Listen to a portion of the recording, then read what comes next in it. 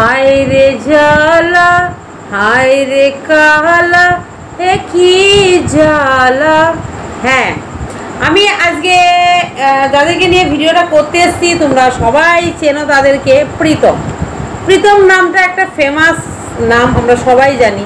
আরে ভাই প্রীতম, তোকে বলছি, ভাই বলবো না, বাবু বলি, ছেলের বয়সী। হ্যাঁ রে, আগে ঘরটা সামলা। প্রীতম তোকে বলছি, আগে নিজের মাটাকে সামলা, আগে নিজের মা সামলা, তাহলে দেখবি নিজের সংসারটাও হচ্ছে, নিজের লাইফটাও সিকিওর হচ্ছে, নিজেও ভালোভাবে বাঁচছিস, তোর মাও ভালোভাবে বাঁচবে। বুঝতে পেরেছিস? ও কি বলছি বুঝতে পারছিস না? দাঁড়া আমি বুঝিয়ে বলছি। এই যে বড় বড় ভাষণ দিচ্ছিস না, বড় বড় ভাষণ দিচ্ছিস না, দেখ তোর মাকে নিয়ে আমি অনেক কথাই বলেছি আমার এই চ্যানেলটা শুরু থেকে, তোর মাকে নিয়েই, ঠিক আছে? তোর মাকে নিয়ে, হ্যাঁ প্রীতম তোকে বলছি, তোর মাকে নিয়েই আমার এই চ্যানেলটা শুরু থেকে, বুঝলি তো? তো অনেক সময় তোর মাকে নিয়ে আমি পজিটিভ ভিডিও করেছি, অনেক সময় তোর মাকে নিয়ে আমি নেগেটিভ ভিডিও করেছি। যখন দেখেছি তোর মা ওয়েটা খারাপ খারাপ ওয়েতে যাচ্ছে, তখন নিজেকে কন্ট্রোল করতে পারিনি, বলেছি। আবার যখন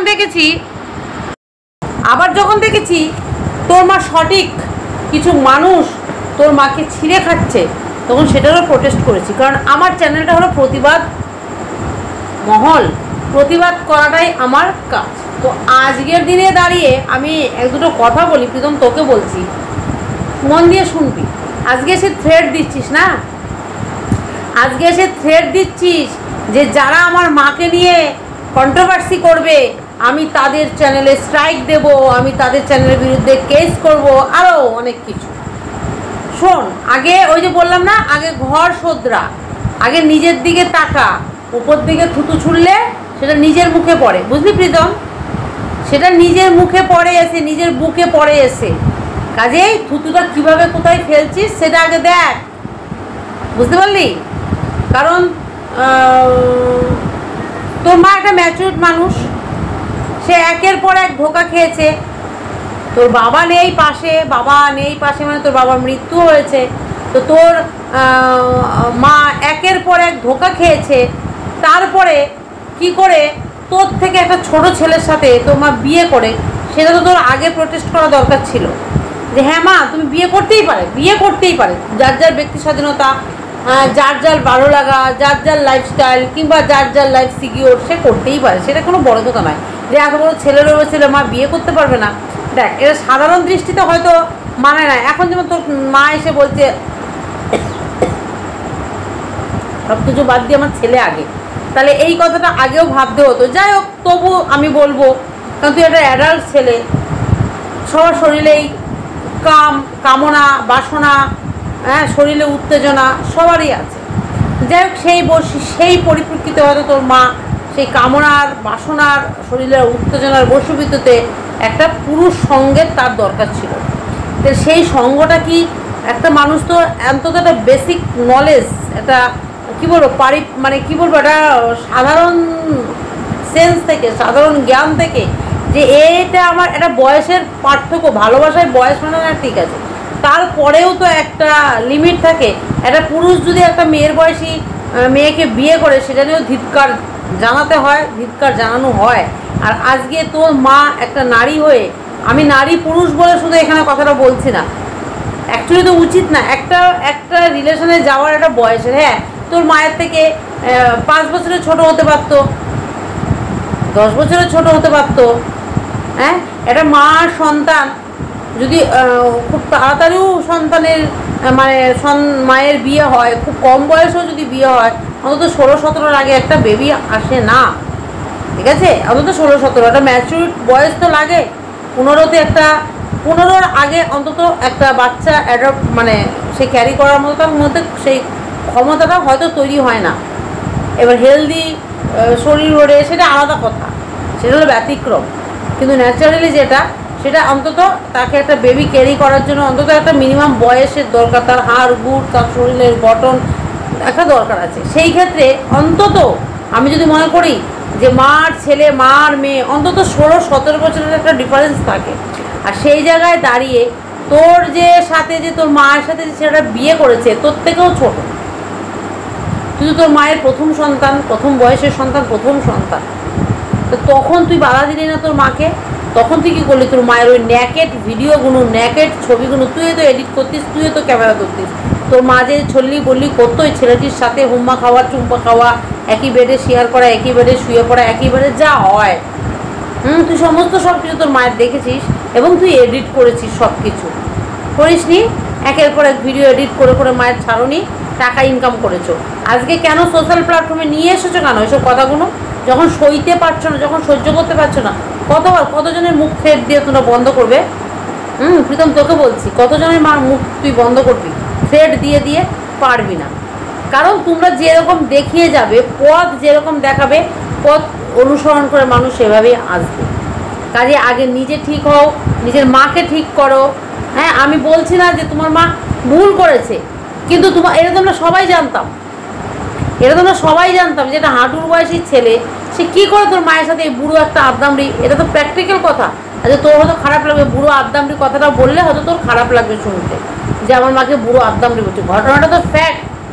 42 কি 45-46 বছরের একজন মহিলা, একটা যদি 22 বছরের ছেলেকে, 22 বছর হবে না, তোর থেকে ছোটো হয়তো 22 বছর বয়স, 18-19 বছরের একটা ছেলেকে বিয়ে করে, সেটা কখনো সহনশীল হয়? ছেলেটার লাইফটাই তো নষ্ট। তোমার তো এটা বোঝা উচিত ছিল। আজকে তোর পরিপ্রেক্ষিতে যদি এই জিনিসটা হতো, আজকে তোর সাথে যদি একটা 50 বছরের মহিলার রিলেশন হয়, তোর মাকে বলবি তো ভাবতে পারবে কিনা তোর মা? না তোর মা মেনে নিতে পারবে? হ্যাঁ, আজকে কোথায় ছেলে প্রেম করবে, কোথায় ছেলের মানছি আমি, তোর মায়ের ওই যে বললাম না, কামনা শক্তি, বাসনা, কামনা, শরীরের আসক্তি, শরীরের উত্তেজনা থেকে সে বিয়ে করছে, কিন্তু একটা লেভেল রেখে তো করতে হবে সেটা। কি বন্ধুরা, আমি কি ভুল বলছি? একটা লেভেলে তুমি যাও। হ্যাঁ, আজকে তুমি তোমার যদি 45 বছর বয়স, তো 40 বছরের একটা মানুষকে বিয়ে করো, একটা লিমিট তো থাকে ভাই। তুমি তোমার থেকে ছোটোকেই বিয়ে করো, কিংবা তোমার থেকে বড় কাউকে চুজ করো, তোমার পরিবার একটা 50 বছরের লোকের সাথে বিয়ে করো, তো সেম এজের কাউকে বিয়ে করো, তুমি করতেই পারো। আমরা স্বাধীন দেশে বাস করি, জীবনে একটাই, কেন আমি স্যাক্রিফাইস কারোর জন্য করবো কেন? আমার জীবনে আমি কষ্ট করবো কেন? সেটা যার যার রুচি অভিরুচি। আমাদের সমাজে প্রচুর এরকম মানুষ আছে, জীবনটাকে স্যাক্রিফাইস করে জীবনটাকে ওইভাবেই কাটিয়ে দিল, ছেলে মেয়ের মুখের দিকে তাকিয়ে। কিন্তু আমি বলবো না যেটা সবাই করবে, এটা যার যার মানসিকতার উপর নির্ভর করে, যার যার মানসিকতার উপর নির্ভর। ওনার ইচ্ছা, ওনার শরীরের কামনা বাসনা আছে, উনি মেটাবে, উনি বিয়ে করেছে, ঠিক আছে। কিন্তু এইরকম একটা ছেলেকে, হাঁটুর বয়সে একটা ছেলেকে এই জিনিসটা তো ভাবা দরকার ছিল, যে এর ম্যাচুরিটি বুদ্ধি আসেনি, এর ম্যাচুরিটি কথা বলে আদো আদো করে, এর মধ্যে সেই ম্যাচুরিটি বুদ্ধিটাই আসেনি। ও আমাকে কী করে ক্যারি করবে? তো নিজেকে ক্যারি করার মতো ওর ক্ষমতা নেই। ও আমাকে কী করে ক্যারি করবে, কিংবা আমাকে বয়ে বেড়াবে কী করে? এটা তোমার বোঝা উচিত ছিল। আজকে তুমি কেন এসে আবার বিধবা হয়ে গেলাম, সাদা শাড়ি পরছো, তোমাকে বারণ করে সব করতে, সেইগুলো বলতে পারছো না? তোমার মা এসে নাটক মারছে এখানে, তোমার মা এসে রঙ্গলীলা করে দেখাচ্ছে সবাইকে, হ্যাঁ, তখন কিছু হয় না। মানুষ বলতে গেলে তখন তুমি থ্রেট দেবে? সেটা তো আমরা মানবো না বাবা, সেটা তো আমরা মানবো না। আগে ঘরটা সামলাও, তারপরে বাইরে আসো। আজকে তোমার মা মাঝখানে সঠিকভাবে সুন্দরভাবে ভিডিও করছিল, সে তোমার বিশুকে নিয়ে, হ্যাঁ, বিশ্বজিৎকে নিয়ে সে ভালোভাবেই সংসার করছিল, হাঁটুর বয়সী, পায়ের বয়সী, ঠ্যাঙের বয়সী, যার বয়সী হোক, নিয়ে সংসার করছিল। কেউ কিন্তু তোমার মা যেহেতু বদমেশি করছিল না, বাদরামি করছিল না, নোংরামি করছিল না, কেউ কিছু বলেনি। তোমার মা আবার শুরু করে দিয়েছে নোংরামি, তোমার মা আবার নোংরামি শুরু করে দিয়েছে। আরে বিশ্বজিৎ তো মরে যায়নি। তোর মা যদি বিশ্বজিৎকে বিয়ে করে থাকে না, হ্যাঁ, মরে তো যায়নি। আমি প্রথম একদম ভিডিওটা দেখেছিলাম, তোর মা সাদা, আমার জীবনে আবার সাদা থান ফিরে এলো, সাদা টানি ফিরে এলো, আমি সাদা পছন্দ করি না।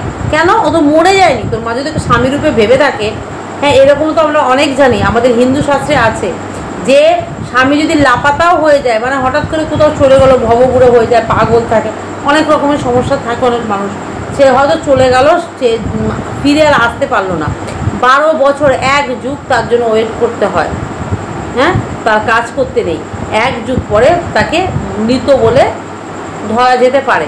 তখন অবধি সে শাঁখা সিঁদুর যদি কেউ ক্যারি করতে চায় করতে পারে, এটা আমাদের হিন্দু শাস্ত্রে আছে।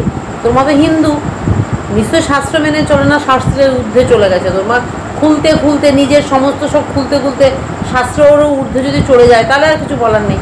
বিশ্বজিৎ তো বেঁচে আছে, বিশ্বজিৎ তো মরে যায়নি, ডিভোর্সও হয়নি, তাহলে তোমার সাদা থানা, ডিভোর্স হলে সাদা থানটা কোথা থেকে আসে?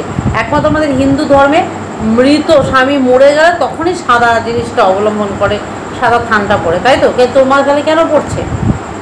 তো এইগুলো তুমি এসে প্রোটেস্ট করছো না? তুমি যে একটা অ্যাডাল্ট ছেলে, তুমি একটা শিক্ষিত ছেলে, তোমার যখন এত কিছু মানুষকে তুমি থ্রেট দিতে পারছো, তাহলে এইগুলো মানুষকে তুমি বলতে পারছো না? তোমার মাকে, সরি মানুষকে না, তোমার মাকে বলতে পারছো না? ও তোমরা ভিউজ কামাবে আর মানুষ এসে ভুলগুলো ধরে দিলে তখন তোমরা মেনে নেবে না? সেটা তো হয় না প্রীতম। তুমি তোমার মাকে আগে বোঝাও যে মা এগুলো ভুল হচ্ছে, এইভাবে তুমি চললে মানুষ তোমাকে এসে বলবেই। না, তুমি সেটা বলো না। তোমার মা উলঙ্গ হয়ে লাইভ করবে, তোমার মা জামা কাপড় খুলে লাইভ করবে, পরে তো তোমার মা যেভাবে শাড়ি পরে, যেভাবে যা কিছু পরে, এগুলো ঢং শাড়ি জামা কাপড় পরা। এত বড় একটা ছেলে যার রয়েছে সোশ্যাল মিডিয়াতে, সে কীরকম মানে ব্যতিক্রম একটা কি বলবো, মানে সুস্থ স্বাভাবিক ভিডিও সে একটাও দেয় না, মতিভ্রমের মতো পাগলের মতো ভিডিও দেয়, যখন তখন যা কিছু খুলে ফেলছে, যখন তখন যেভাবে কিছু সেভাবে বসে করছে। কেন ভাই? এইভাবে চ্যানেলটাকে দাঁড় করে দিল তোমার মা। সোনারা সোনারা সোনারা, ভালো কথা। এমন সোনারা রাত জেগে দিন জেগে লাইভ করেছে, ভালো কথা, ঠিক আছে, সে নিরী মানুষ, তার দরকার। আজকে তার স্বামী বিশ্বজিৎকে মেনেছিল, বিশ্বজিৎ চলে গেছে, তার জন্য সে বিধবা থান পড়ে কান্নাকাটি করছে, মানুষ নানান কথা বলছে, মানুষ এসে বলছে, তখন তোমরা নিতে পারছো না, তখন মানুষকে তোমরা থ্রেট দিচ্ছ। আগে মাকে সামলাও, তারপর বাইরের মানুষকে এসে বলো, মাকে বলো সুস্থ স্বাভাবিক সুন্দর ভিডিও দিতে। ছেলেই যখন সব কিছু, ছেলের সাথে ভিডিও দাও, ছেলের সাথে ভিডিও দাও, কেন নোংরামি করছো? তো চলো বন্ধুরা, এটা জাস্ট একটা ওয়ার্নিং ভিডিও ছিল যে সুস্থ সুন্দরভাবে ভিডিও করার, মানুষকে থ্রেট দিয়ে কোনো কিছু কোনোদিন থামো। যত থ্রেট দেবে মানুষ তত, আরে কে ভয় পায় ভাই কাকে? অন্যায্য কাজ তো কিছু করছে না কেউ, অন্যায্য কাজ তো কেউ কিছু করছে না। তোমরা দেখাচ্ছ সেটা সে মানুষ বলতেই পারে, বলবেই। এটা জাস্ট তোমাকে, তুমি যদি মনে করো ওয়ার্নিং তো ওয়ার্নিং, তুমি যদি মনে করো যে না এই আন্টি ভালোভাবে বুঝিয়ে গেছে, ঠিক আছে, তুমি যেভাবে নেবে। পরের ভিডিও কিন্তু খুব খারাপভাবে আসবে, এর পরের ভিডিও যদি না শুধরাও তোমরা মা ছেলে, খুব খারাপভাবে ভিডিও আসবে, ঠিক আছে? তুমি তো একটা শিক্ষিত ছেলে, চাকরি করো, নিজের পায়ে দাঁড়াও, নিজেও একটা চ্যানেল খুলে দাঁড়িয়েছো, মাকেও একটা চ্যানেল খুলিয়ে নোংরামি করছো কেন? সেই ক্যামেরা তুমিই ধরে দিচ্ছ আবার। চাকরি করো, মার্কেটে চাকরির তো অভাব নেই, অথর্ব হয়ে যাচ্ছ কেন? মায়ের উপর ডিপেন্ডেন্ট কেন হয়ে যাচ্ছ? আর চ্যানেল করেই বা খাবে কেন? শিক্ষিত ছেলে, পড়াশোনা জানো, বাইরে যাও, চাকরি করো, এই ঘরটার ভেতর থেকে বেরো। কি মায়ের সবসময় ক্যামেরা ধরে বেড়াচ্ছ? নিজের ভবিষ্যৎ থেকে এইখানেই শেষ করে দিতে চাইছো? তোমার মা যে কি তোমাকে নিয়ে কী করতে চাইছে? তোমার মায়ের নিজের তো মানে কি বলবো, কিছু বলার নেই। তো চলো বন্ধুরা, সবাই ভালো থেকো, আসবো পরবর্তীকালে আরও ভিডিও নিয়ে, ঠিক আছে? তো চলো সবাই ভালো থেকো, সুস্থ থেকো, টাটা, দেখা হবে অবশ্যই নেক্সট ভিডিও।